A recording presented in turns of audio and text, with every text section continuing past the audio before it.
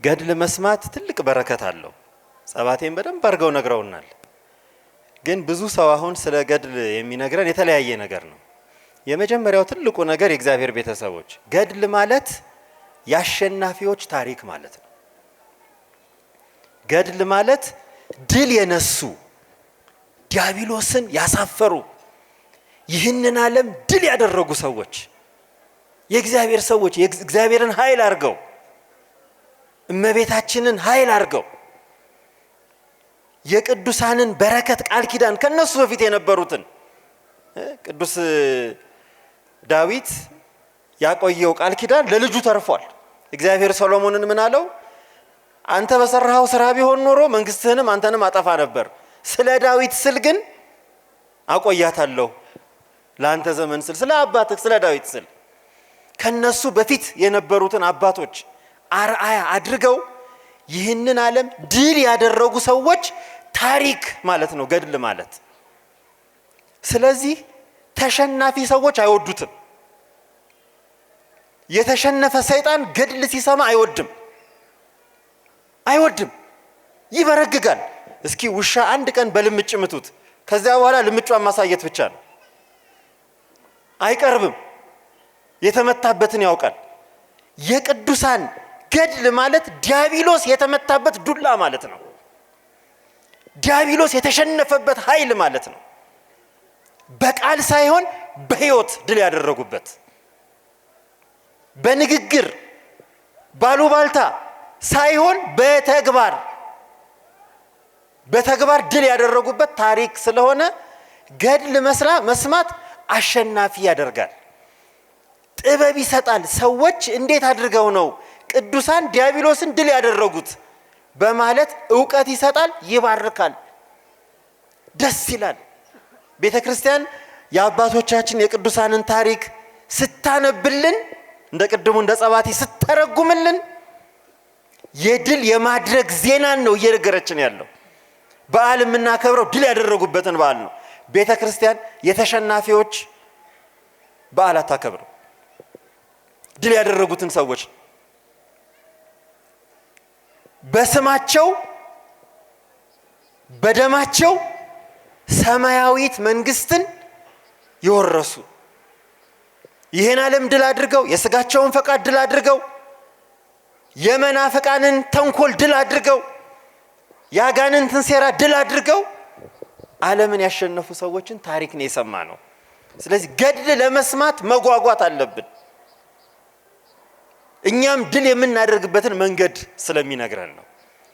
ሁለተኛው በጣም ደግሞ ከሁሉ በላይ የሚጠቅመን ገድልን አይደለም እንዲህ አይነት ቦታ ላይ ይቅርና እንደውም እኔ አንድ ሁለት ቦታ ተናግሬዋለሁኝ። ይሄን ቤተ ክርስቲያናችን እንደውም ገድልን ማንበብ ያለባት ከወንጌል ቀጥላ ነው። ምክንያቱም ይሄ የክርስቶስ ትእዛዝ ነው።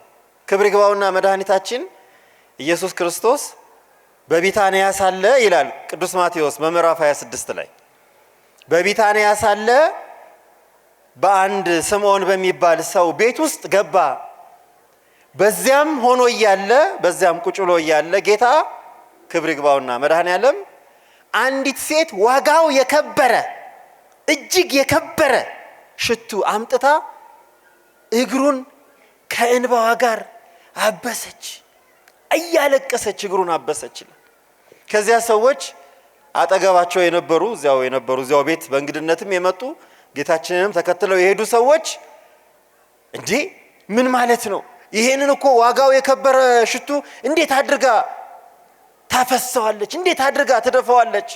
ያደረገችውን አላወቁም። እንዴት እንደዚህ ታደርጋለች? ይህ ዋጋው የከበረ የተወደደ ነገር ቢሸጥ እኮ ስንት ነዳይ ይጠቀምበታል አብናሉ። እነዚህ ተሸናፊዎች ናቸው። ያቺ ሴት ግን አሸናፊ ነበረች። የከበረ ነገርን ለማን ስትል ሰጠች? ለክርስቶስ። ተመልከቱ፣ ዋጋው ውድ የሆነ ርካሽ የሆነ ነገር አይደለም።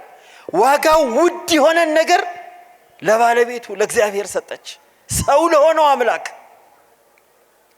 ይሁላችሁ ቅዱሳን ማለት ገድል የተጻፈላቸው ማለት ዋጋው ውድ የሆነ ሕይወታቸውን ለእግዚአብሔር የሰጡ ዋጋው ውድ የሆነ ማንነታቸውን ለክርስቶስ የሰጡ ሰዎች ማለት ናቸው። ይሄ እንዳይደንቃችሁ ጌታችን ምን አለ መሰላችሁ? ተው እንጂ ሴቲቱን አታስቸግሯት አለ። ከሁሉ የበለጠ ነገር አደረገች። እውነት እውነት እላችኋለሁ አለ፣ የመንግስት ወንጌል በሚነገርበት በመላው ዓለም እስከ ዓለም ፍጻሜ ድረስ ወንጌል ሲነገር የእሷ ገድል ይነገራል አለ። አይገርምም? የእግዚአብሔር ቤተሰቦች ገድል እንዲነገር የፈቀደ አይደለም፣ ያዘዘው መድኃኔዓለም ነው። የወንጌል ምስራች፣ የመንግስተ ሰማያት ሕገ መንግስት፣ ወንጌል የሕይወት ቃል፣ የክርስቶስ ቃል ተስፋ ራሱ ክርስቶስ በሚነገርበት ወንጌል ማለት ክርስቶስ ማለት ነው። በኦርቶዶክስ በተዋህዶ እምነት ወንጌል ማለት መንግስተ ሰማያት ማለት ነው።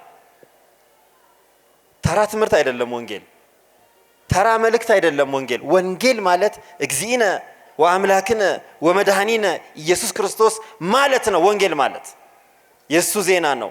የወንጌል ቃል በሚነገርበት ቦታ ሁሉ አለ ጌታችን የእሷ ገድል፣ የእሷ ስራ፣ የእሷ ዝና ይነገራል አለ። ዛሬ የቅዱሳን ገድል ሲነገር የሚያማቸው ሰዎች ይህን የማያውቁ ሰዎች ናቸው። የእግዚአብሔር ፈቃድ ምን እንደሆነ ያልተረዱ ሰዎች ናቸው። ለዚህ ቅድም ጸባቴ ሲያነቡ እኔም እንዳረብሽ ቁጭ ብዬ ሰማ ነበር።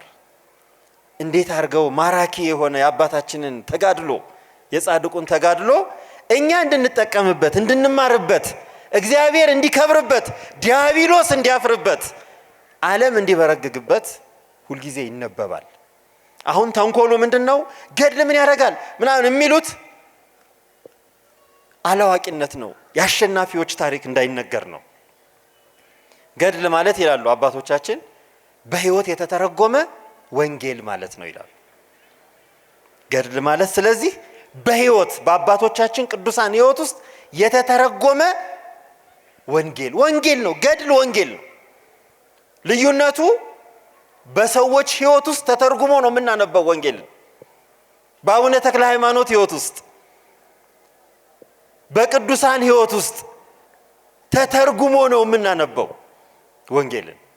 ግን የምንሰማው አቡነ ተክለ ሃይማኖት ቸርነት አደረጉ፣ አቡነ ተክለ ሃይማኖት ድዊ ፈወሱ፣ አቡነ ተክለ ሃይማኖት ጽድቅ ስራን ሰሩ፣ ተጋድሎ አደረጉ ሲባል ከየት አግኝተው ማን አዟቸው? ከወንጌል።